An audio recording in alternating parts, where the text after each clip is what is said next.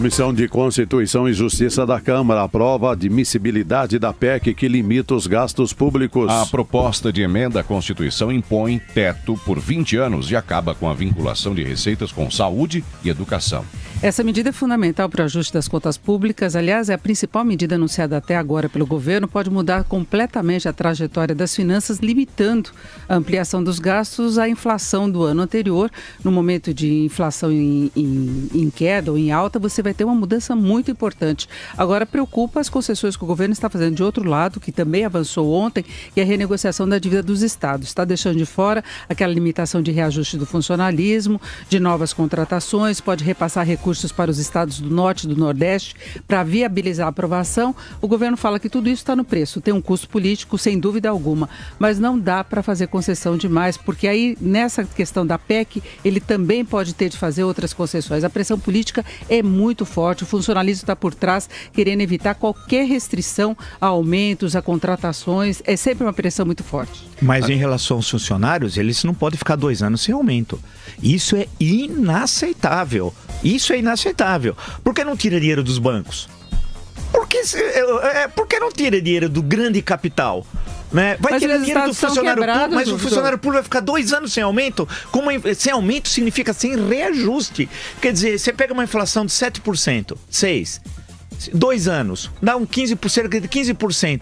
Quer dizer, você vai perder, você vai contribuir, você vai pegar o teu dinheiro e vai entregar ao Estado. Por que os banqueiros não dão? Por que os grandes empresários? Por que os que roubaram o BNDES? Por que o pobre do funcionário público que trabalha vai dar sua contribuição? Sacrifício para quem? Por que não coloca os bandidos na cadeia que roubaram? Porque uma coisa é você dizer o seguinte: eu não vou ampliar o número de funcionários públicos, ou seja, se o sujeito morre, cai fora do emprego, etc., eu não vou preencher aquela vaga. Aí tudo bem, não vou aumentar o número de funcionários. Agora, não ter aumento, isso é inaceitável. Igual que eles dizerem que a culpa da crise é da CLT. Outro dia eu vi um sociólogo de economia dizer assim: com essa CLT não é possível o custo do Brasil. Cara, o que você quer? Você quer restabelecer a escravidão? Eles querem ter empresário que sonha em restabelecer a escravidão. Odeia a Princesa Isabel, quer acabar com a Lei Áurea. Pô, pera um pouquinho. Trabalhador tem direito sim. A crise não pode cair nas costas dos trabalhadores. Não vem com essa história. Uma coisa é dizer que precisa mudar a lei, ter flexibilidade, todo mundo concorda. Agora, dizer que a culpa é da CLT... Agora, professor, não dá para manter o corporativismo. Não é questão da CLT e não tem nada a ver o lucro dos bancos com a questão dos gastos dos estados com o funcionalismo. Esse é um dos fatores que mais levaram a essa situação de crise que os estados estão vivendo. Então tem que limitar, pelo menos no início, para você reorganizar as finanças e partir para um outro direcionamento. E tem muita pressão do funcionalismo. A gente vê ondas de greves, serviços estratégicos sendo paralisados porque eles querem aumento salarial. Então tem que dar um basta nessa situação, tem que ter critério na contratação, terceirização e tudo isso. Eu acho que, claro que todo mundo tem direito a reajuste salarial, a inflação, principalmente quando a inflação está muito alta. Mas hoje no setor privado tem muita categoria que não está tendo aumento salarial, está tendo aumento salarial abaixo da inflação e nós temos uma situação gravíssima assim. Eu acho que tem que rever toda essa relação do Estado com finanças públicas. Tem que ter uma administração muito coerente do recurso público, né? E o assunto aqui é outro, é a Comissão de Constituição e Justiça revendo a questão da limitação dos gastos públicos. Mas que inclui a questão dos salários. Sim, mas aqui o que se vê principalmente é uma limitação para a saúde e educação, porque todos os analistas políticos, inclusive a nossa querida Denise Campos de Toledo, têm observado que o governo tem a sua administração pública engessada pela lei.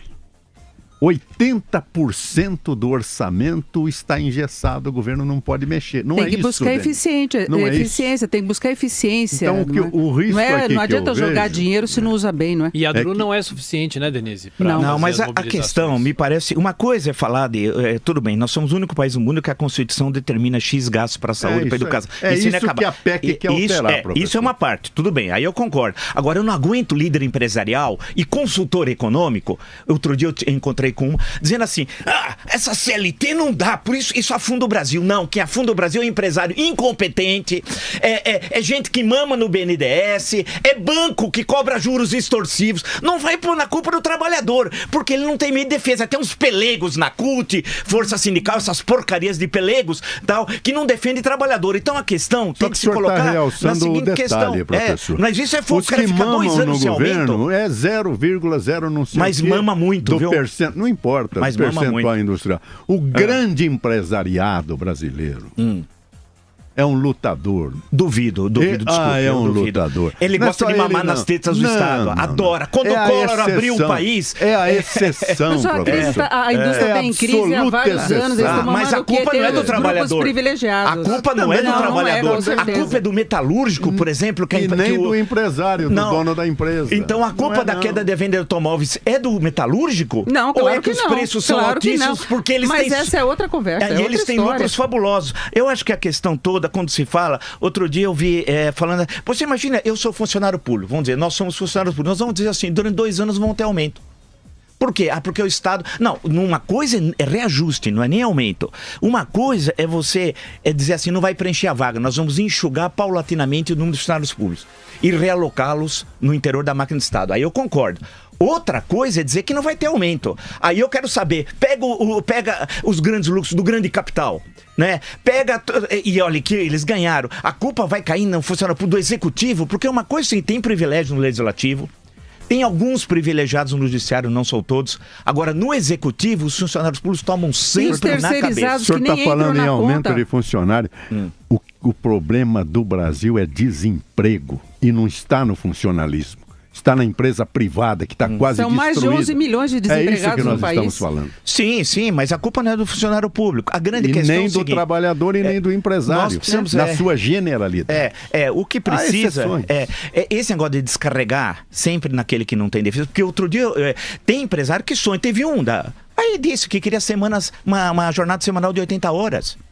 O sujeito disse isso. 80 horas. Ou seja, então eu sugiro esse senhor que nunca trabalhou na vida, que deve ser filho de rico, era acho que da CNI, Robson Andrade, se não me engano. Isso foi um equívoco na época, não foi 80 isso. horas, ele falou 80. Então eu sugiro a ele, entra com uma PEC, sugere a um deputado que você comprou lá no Câmara dos Deputados, você comprou, que você compra, né? Que revogue a Lei Áurea.